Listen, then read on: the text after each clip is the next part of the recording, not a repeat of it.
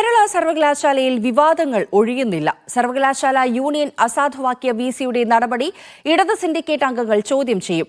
കേരള സർവകലാശാല കലോത്സവവുമായി ബന്ധപ്പെട്ട് ഉയർന്ന വിവാദങ്ങളും ഇന്ന് നടക്കുന്ന സിൻഡിക്കേറ്റ് യോഗത്തിൽ ചർച്ചയാകും. ഇന്നലെയാണ് കാലാവധി കഴിഞ്ഞത് മറച്ചുവെച്ചുവെന്ന് കാട്ടി വൈസ് ചാൻസലർ സർവകലാശാല യൂണിയൻ അസാധുവാക്കിയത്. പുതിയ തെരഞ്ഞെടുപ്പ് നടക്കുന്നതുവരെ സമയം നീട്ടി നൽകണമെന്ന യൂണിയൻ ഭാരവാഹികളുടെ ആവശ്യവും വിസി തള്ളി. എന്നാൽ വൈസ് ചാൻസലറുടെ ഈ നടപടിയെ ചോദ്യം ചെയ്ത് രംഗത്ത് വന്നിരിക്കുകയാണ് സിൻഡിക്കേറ്റ്. സർവകലാശാല നിയമപ്രകാരം യൂണിയന്റെ ഭാഗത്ത് നിന്ന് ഇത്തരത്തിൽ ഒരു അപേക്ഷ ലഭിച്ചാൽ അത് സിൻഡിക്കേറ്റിൽ വയ്ക്കണം. ചർച്ച ചെയ്തതിനു ശേഷം അന്തിമ തീരുമാനമെടുക്കേണ്ടതും സിൻഡിക്കേറ്റ് തന്നെ. എന്നാൽ ഇവിടെ അതിന് വിരുദ്ധമായി വിസി ഏകപക്ഷീയമായ നടപടി സ്വീകരിച്ചുവെന്ന ഇടതംഗങ്ങൾ ആരോപിക്കുന്നു. ഇത് ഇന്ന് നടക്കുന്ന സിൻഡിക്കേറ്റ് യോഗത്തിൽ ഉന്നയിക്കപ്പെടും. വൈസ് ചാൻസലർ സിൻഡിക്കേറ്റിന്റെ ഭാഗം മാത്രമാണെന്നും ചർച്ച ചെയ്യാതെയുള്ള തീരുമാനങ്ങൾ അംഗീകരിക്കാൻ കഴിയില്ല എന്നുമാകും വാദം.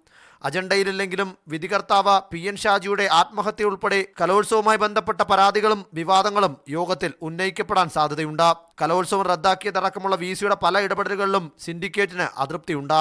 ഉപേക്ഷിച്ച മത്സരങ്ങളും മരവിപ്പിച്ച ഫലങ്ങളും ഇനി എങ്ങനെ കൈകാര്യം ചെയ്യണമെന്നും യോഗം ചർച്ച ചെയ്യും. ഗോപാൽ ശീലാസനൽ, മീഡിയ 1, തിരുവനന്തപുരം.